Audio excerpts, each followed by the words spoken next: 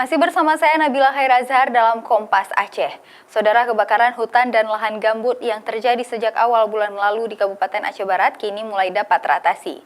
Setelah sempat diguyur hujan lebat minggu malam serta upaya pemadaman dilakukan dengan menggunakan helikopter dari BNPB.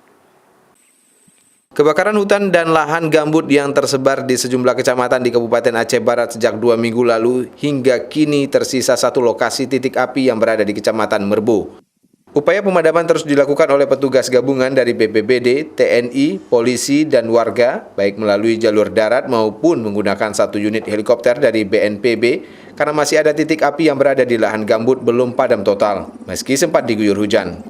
Menurut data yang dirilis Badan Penanggulangan Bencana Aceh, kebakaran hutan dan lahan gambut yang tersebar di 12 kabupaten kota di Aceh sejak 1 Agustus 2019 mencapai 185 hektar lebih. Namun saat ini kondisi karhutla telah berhasil dipadamkan 90%. Hanya tinggal satu titik di Kabupaten Aceh Barat.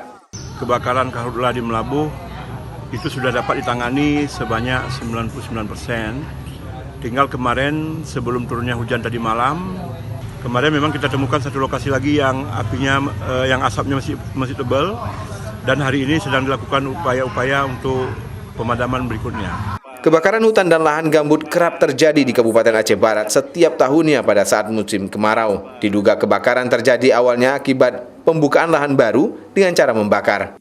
Namun karena kondisi cuaca panas dan angin, titik api sangat mudah menyebar dan membesar hingga sulit dipadamkan. Raja Umar, Kompas TV, Banda Aceh.